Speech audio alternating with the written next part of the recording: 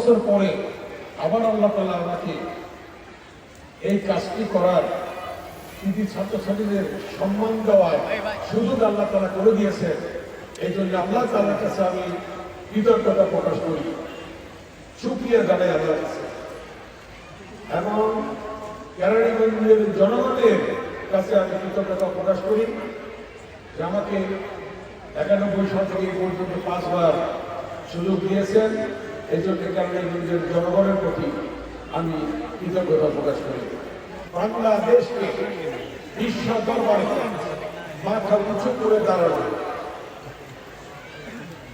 সেই লক্ষ্যে আপনারা জানেন শহীদ রাষ্ট্রপতি জিয়াউর রহমান যখন বাংলাদেশের রাষ্ট্রপতি হলেন তখন তিনি কৃতি ছাত্রছাত্রীদেরকে নিয়ে হিজবুল বাহারে নিয়ে গিয়েছিলেন এবং প্রতি বছর যখনই তিনি বিদেশ সফরে যেতেন বিভিন্ন শিক্ষা প্রতিষ্ঠানের কৃতি ছাত্রছাত্রীদেরকে বললেন যারা ফার্স্ট সেকেন্ড থার্ড হতো তাদেরকে নিয়ে বিদেশে প্রধানমন্ত্রীর সাথে রাষ্ট্রপতির সাথে নিয়ে যেতেন।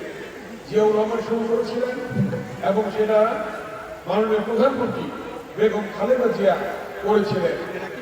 আজকেও আগামী দিনে যখন বাংলাদেশের প্রধানমন্ত্রী নিরন্তর সংখ্যাগরিষ্ঠতার মধ্য দিয়ে আজকে আল্লাহ তাআলা জনগণ রায় দিয়েছে, যারা তারেক রহমানও এভাবে বিভিন্ন বোর্ডে প্রথম স্থান অধিকার যারা করেছেন, দ্বিতীয় স্থান অধিকার যারা করেছেন, তৃতীয় স্থান যারা অধিকার করেছে তাদেরকে নিয়ে বিদেশে যাবেন, তার সফর সঙ্গী করবেন।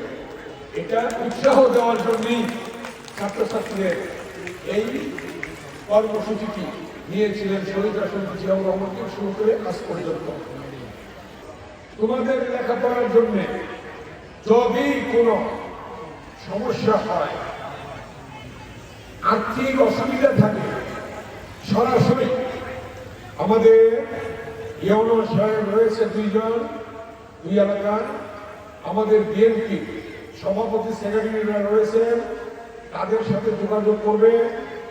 সম্পূর্ণ লেখাপড়ার খরচ আমরা বহন করবো ইনশাআল্লাহ।